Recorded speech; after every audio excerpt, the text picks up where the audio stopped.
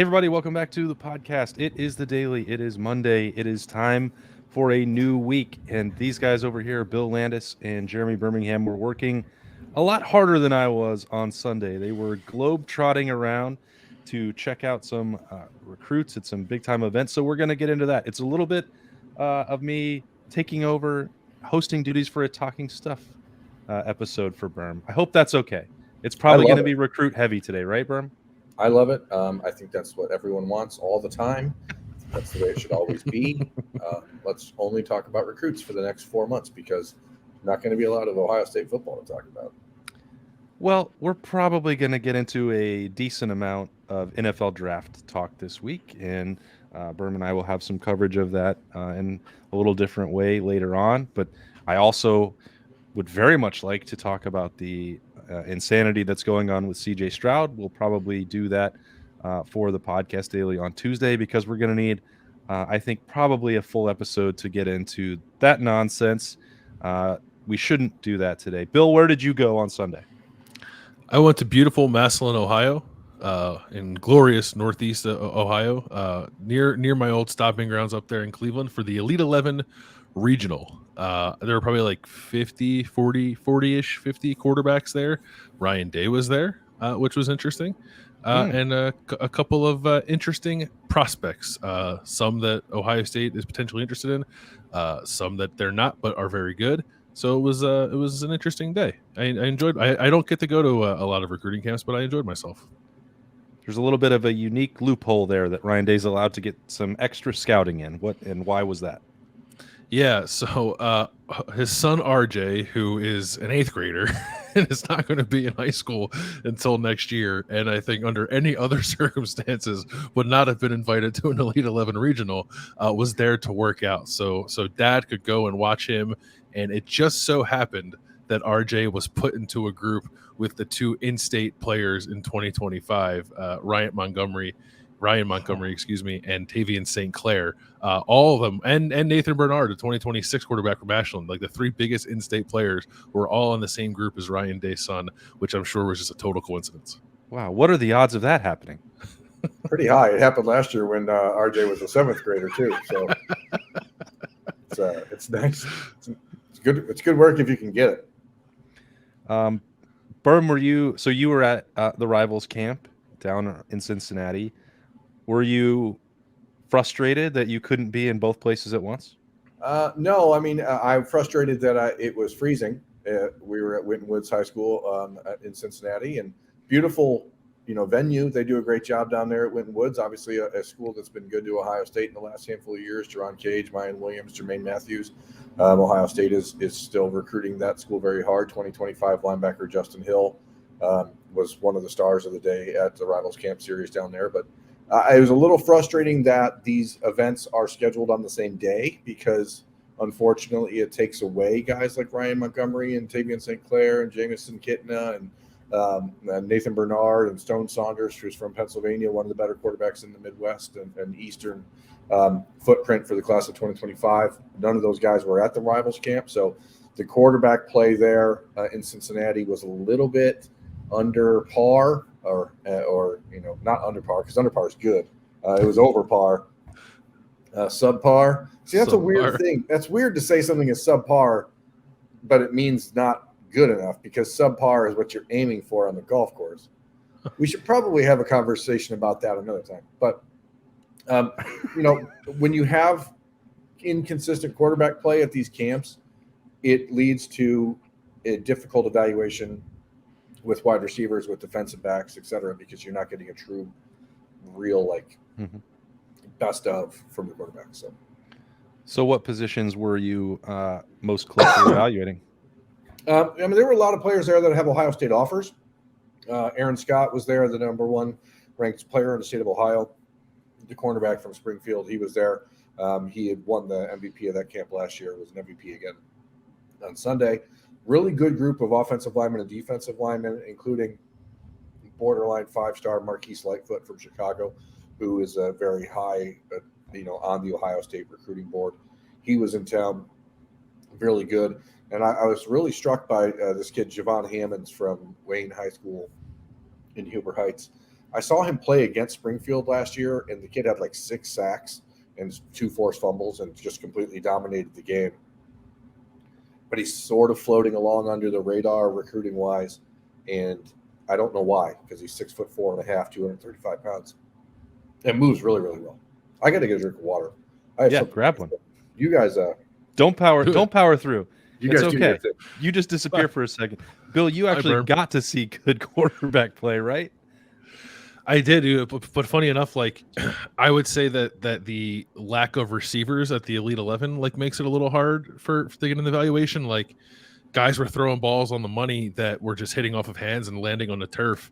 And when you're there watching it in person, like you have an appreciation for how good the throw was.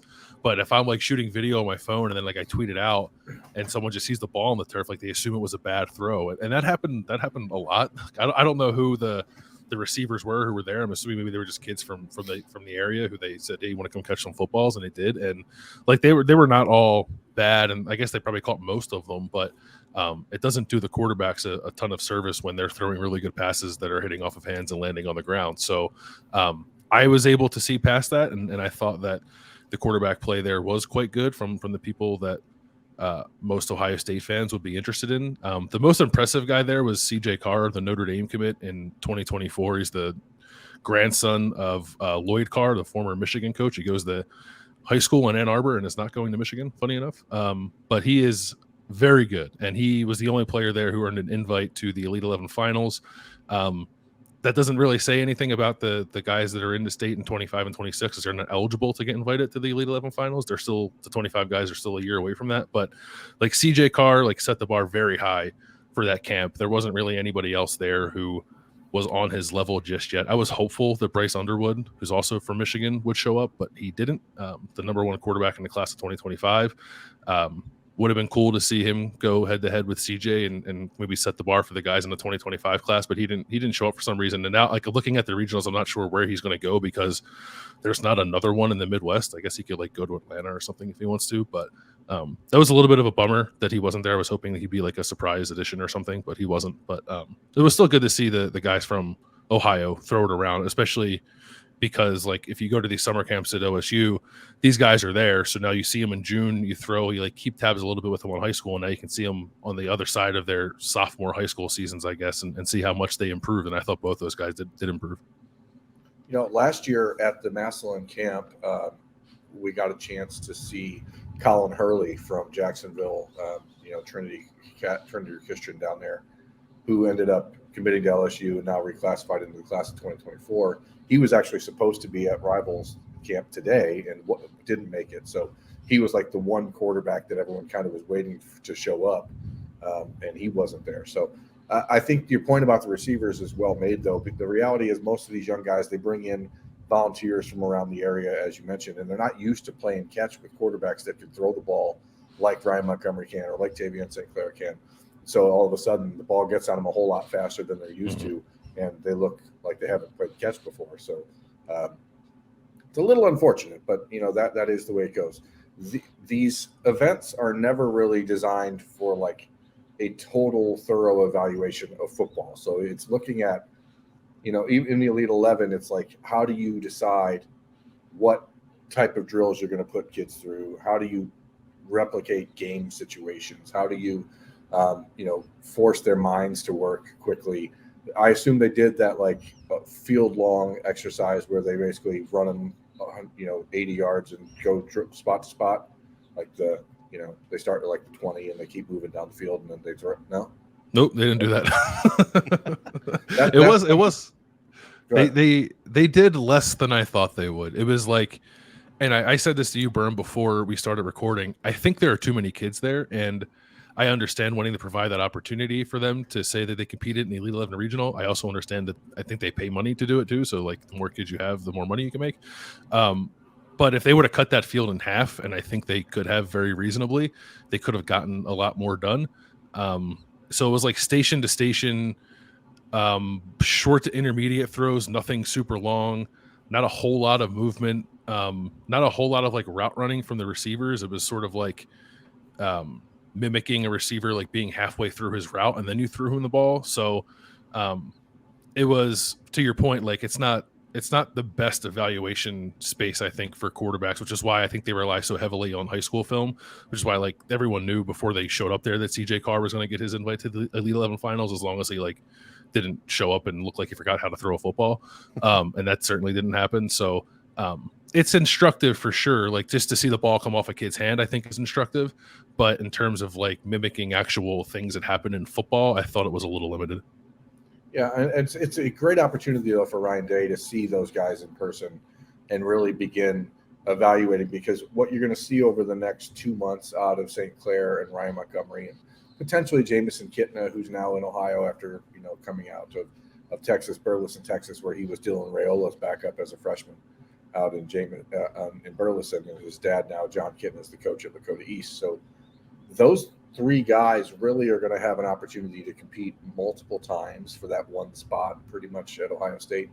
The Buckeyes are very much desiring a in-state quarterback on the roster, someone that they feel like can develop over 3 or 4 years and not feel like they have to rush them to the field. So they would love it for it to be one of those guys. And this opportunity, that first glimpse of Ryan Day getting to watch them compete side by side, should lead into June where all those guys, including Bernard, the 2026 from Ashland, will be back. So it is going to be an interesting summer just to watch the development. I wish I could have seen today, but I'm also, the biggest thing that I was looking forward to seeing at rival Cincinnati was 2026 wide receiver Chris Henry, and he didn't show up because the weather was so cold that a lot of kids canceled last minute or last night because it was like 38 degrees all day, and not exactly ideal for going out there and playing. That's Midwest football weather, baby. Yeah, when you have pads on and heaters and jackets, not when you're wearing tights. It was pretty cold, which was great for the offensive lineman and defensive lineman. As I said, like there were some really good players in that group. 2026 offensive lineman from Cass Tech in Detroit, Khalif Canty is his name, freshman, who was probably one of the 2 or 3 best offensive linemen that were there today. Mark Nave, Ohio State commit, did not show up. He had to cancel last minute. Luke Hamilton was on the registration list. The Michigan commit did not show up. So none of the battles you were looking forward to seeing transpired. So it was good to just watch some of the younger guys do their stuff. And I'm telling you, if Ohio State was in a position in the class of 2024 to take like 8 offensive linemen, there's another set of twins in the state of Ohio down in Cincinnati at Christian Hills Academy. I don't know, Christian Academy? I don't know, something. One of the CHCA, whatever it's called. Mercer Lenuowski, I don't know if I'm pronouncing his name correct, is like a 6'7", 300-pound offensive tackle. He was really good. He was the MVP of the offensive lineman. And he's a 2024. And I think this is a kid that you wish you could just have unlimited scholarships, because in 4 years from now, this kid's going to end up at like Michigan State or Kentucky or somewhere like that probably, and he's going to be an NFL draft pick. And you just know it, and it's going to be one of those things people look back on and go, "Oh, why didn't the Buckeyes take this guy?" But like, he's just not there yet. But you can see all of the parts, and you just wish that there was an opportunity to take a developmental guy or two.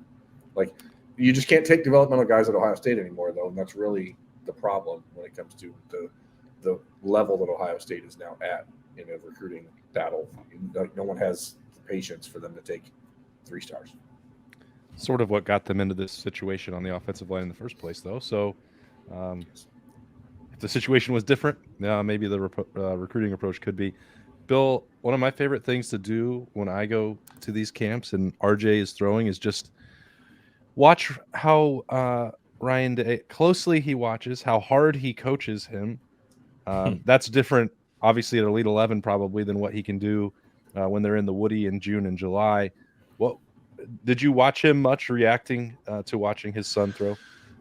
He wasn't. Yeah, I was, but he wasn't really reacting a ton. It was different than when, I guess, like the other times we see that is when it's like Ohio State camps and like Ryan Day is like helping run the camp, and it's a different dynamic, like you said. Ryan Day was just like standing there with his phone out, like recording his son, like every other dad there, which is actually he was standing in a different spot. He got VIP access. He could go stand on the other side of the field, away from all the people who were behind the yellow tape on the opposite wall. But yeah, he was just sort of like watching and taking video. Kirk Herbstreit was there because his son Chase is a quarterback at St. X. in the class of 2025, I think. And Chase was working out. So like Ryan spent a lot of time talking with Kirk Herbstreit, I think mostly so people would not come up to him and try to strike up a conversation with him, which was a pro move. But he wasn't like super demonstrative or like really coaching up RJ. I think he was kind of letting RJ do his thing and then mostly cataloging. I'm assuming for the rest of the family to watch when they got home later, they can watch the videos on Ryan's cell phone of RJ throwing it around. I hope he didn't accidentally get film of the other quarterbacks there. Really good using the rules. Yeah, I will say like it. I actually don't think he was. I think it was like a sincere like father-son moment where he was just recording his son throwing the football. Well, we've seen Tony Alford at a few of the Under Armour camps in the last 2 years because his son Braylon is, a wide receiver prospect at Dublin Jerome, I think. Jerome? Mm-hmm. Yep. And so I was actually surprised he wasn't at the Rivals camp. Steve Clinkscale, Michigan's defensive coordinator, defensive backs coach, his son was on the registration list down there. He's been sort of a thorn in the side of the Ohio State recruiting efforts, especially in that area for Aaron Scott, the defensive back from Springfield, who I already mentioned. So I didn't see Coach Clinkscale, but it is interesting nonetheless that these guys are finding these loopholes to make sure that they're around.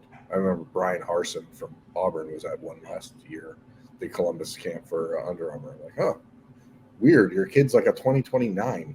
How's it fun? You're going to start seeing college coaches like adopt like 7th and 8th graders just so they can go to these camps. That was a bad idea. I can't believe it didn't work out for Brian Harsin. He just had a great mind for it. I guess that's not the only thing that determines success as a college football coach. No, it's not. But it is a hefty portion of it for sure. And learning how to, matriculate your way around the rule book is pretty good. Pretty good.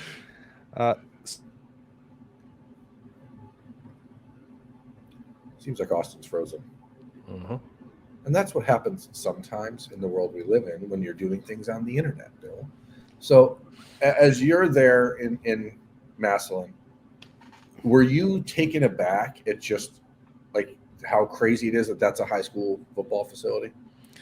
Yes. I've been there a couple of times at the stadium, like Paul Brown Stadium, to cover like state playoffs and state championships, but I'd never been in the indoor field. I didn't know that it was a full 100-yard indoor field. I thought it was like a half field. Like, so there's some, I think there's NFL teams that don't have full 100-yard indoor fields. Like the Bengals. Yeah, there's one in Cincinnati. Yeah, the Bengals don't have one, but Massillon's got, and there's like a basketball tournament going on there too. So like half the building was like a million little kids playing basketball, and then the Elite 11 was happening in this full 100-yard indoor turf field. Pretty ridiculous. I don't think there's another indoor high school facility in the state, and I know like people talk a lot about whether or not there should be spring football in Ohio. I think it'd be a lot easier to sell if there were more facilities like that around the state, like Massillon has.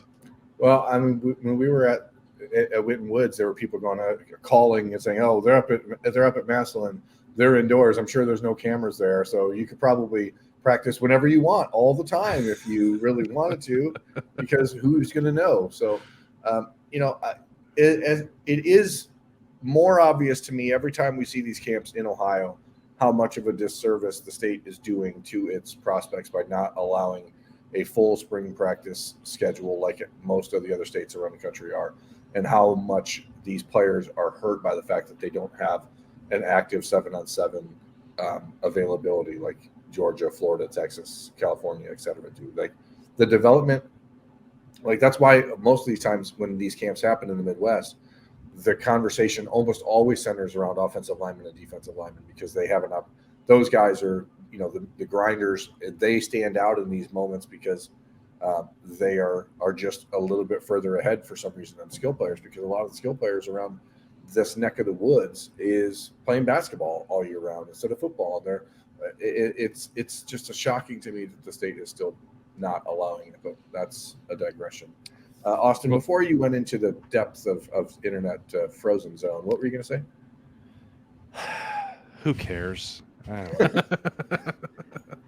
know. Ryan Day has been way more outspoken and vocal about the need for that. He talked about that during the Ohio State Coaches Clinic a couple weeks ago when Bill and I were there. I wouldn't say that it's falling on deaf ears, but I don't know ultimately who's going to make that decision. It doesn't seem like the OHSAA or coaches in other sports or whoever else are willing to all get on the same page. And as you said, like, it's to the detriment of these kids who are trying to make college football or make football their pathway to college and that education, if not the NFL. Very few of them are going to reach that level. We know that that's the case, but the opportunity compared to kids in the states that you mentioned, like Texas, when we went down there and saw like full scale spring practices a couple years ago, when we were talking to Quinn Ewers, like their full team is out there. Like they can still do track if they want, like or play baseball. Like it's like a couple days a week for 15 practices. It doesn't seem like it's too difficult to schedule that and allow them to do other things. They're not trying to get them ready for a game the same way that Ohio State spring ball is about development and skills and fundamentals and not putting in game plans. It's really unfortunate because over 4 years, that's 60 days of practice. You say, well, man, that's not a big deal. It is for 15, 16, 17-year-olds to get better at football. That is an opportunity that is being taken away from them. And you can understand why when Ohio State, like they really want to take in-state kids and guys who want to be Buckeyes. Like we all know that. It's not some conscious effort to not do it and prefer to be a national brand. But when they're trying to win national championships and they're looking at kids who've got essentially an extra year's worth of practices compared to the others, like that's hard to turn down. And I don't know who's got to make the final call and lead that change, but I know that Ryan Day is increasingly pushing for it to happen. I think Urban Meyer tried, Jim Tressel tried. It just seems like there's a pushback from coaches. Sorry, Burma. I don't think Urban was. I think he was more hesitant to ruffle the feathers of the Ohio State high school coaches.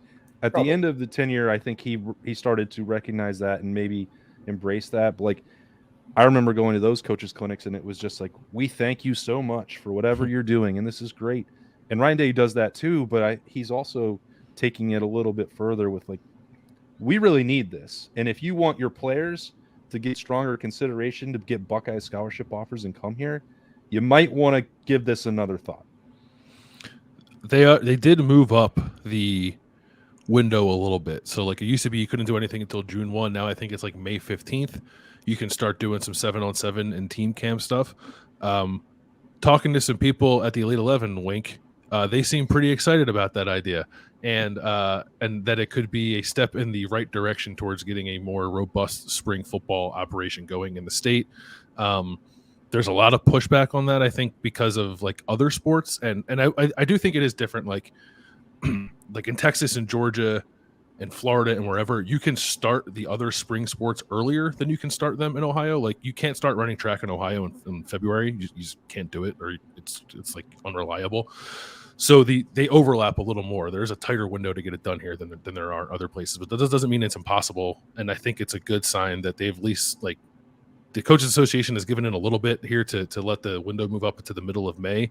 I don't know. I think like too, if you're worried about the dual sport athletes, I think the kids that want to be dual sport athletes will figure out a way to do it.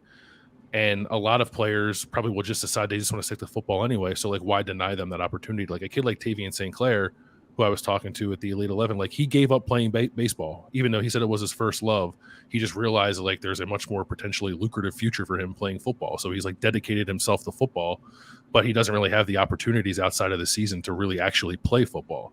And I think like for a kid like that would be tremendous. He's, to his credit, he's done a lot of work to become, I think, a better player over these last 9 months despite that. But just imagine how much a player like him or like anyone in the state who wants to go on that path could improve if they had what you guys are talking about, like they have in Texas or in Georgia. It's like real actual football practice in the spring. They don't need to play games, but like padded practices go a long way, I think, in helping that. Right, and the evaluation period has to be in May for kids to be evaluated because that's when the NCAA recruiting window started. April 16th, ends May 29th or May 31st. So like if you're not moving those up, you're absolutely limiting your opportunity for kids to be exposed to college coaches. So I'm glad they're taking those steps, but it feels like a half measure in some ways, but a half measure is better than no measure at the point. And it feels a little bit like Ohio State in the NIL space. Like they're just kind of just one toe in the water and seeing if it feels okay, and then waiting to put the whole foot in. While if you look around the country, the rest of the leagues, the rest of the states are in there frolicking, swimming, and playing with beach balls. So it's like yeah, I don't know how long you can wait until you just push everyone in the pool and say, let's figure it out. Clearly, no one wants to force kids to have to choose one or the other.